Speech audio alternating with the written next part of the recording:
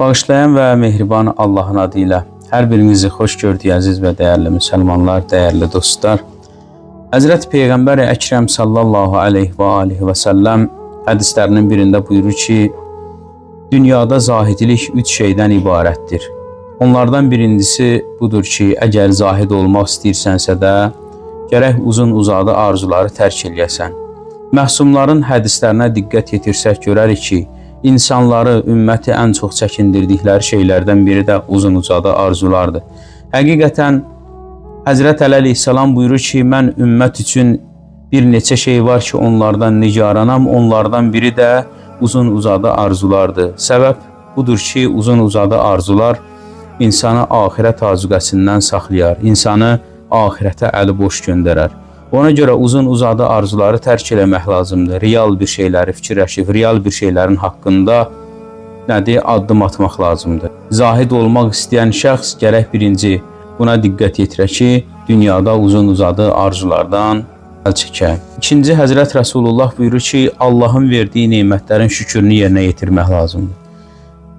Düzdür, Allah təbarək və Teala Quran-ı Kərimdə buyurur ki, sizlər mənim nemətlərimi sayıb qurtarmaq istəsəz, sayıb qurtara bilməzsiniz. Həqiqətdə də budur ki, Allah Teala bizlərə o qədər böyük nemətlər əta eləyibdir ki, bizlər onu tək və tək sayıb qurtarmaq istəsək, nə ömrümüz yetər, nə dünyanın ömrü yetər ki, insan Allahın verdiyi nemətləri sayıb bitirə.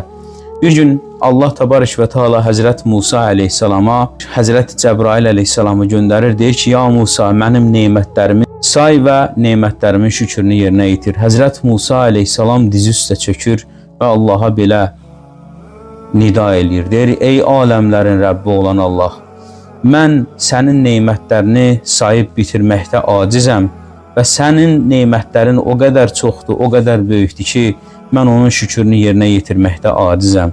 Allah təbarək və Teala'dan nida gəlir ki, ya Musa, həqiqətdə elə mənim nemətlərimin şükrü budur ki, insan bunu dərk eləyə, Allah nə qədər ona çox nemətlər verib və Allahın nemətlərinin qarşılığında həqiqətən şükür etməkdə biz acizik.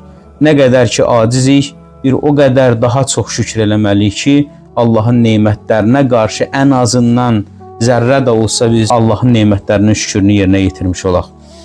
Həzrət Rəsulullah buyurur ki, zahidliyin 3-cü nişanəsi və zahid olmaq istəyən insan gərək bu 3-cü nöqtəyə diqqət yetirə, o da Allahın haram buyurduqlarından çəkinməkdir.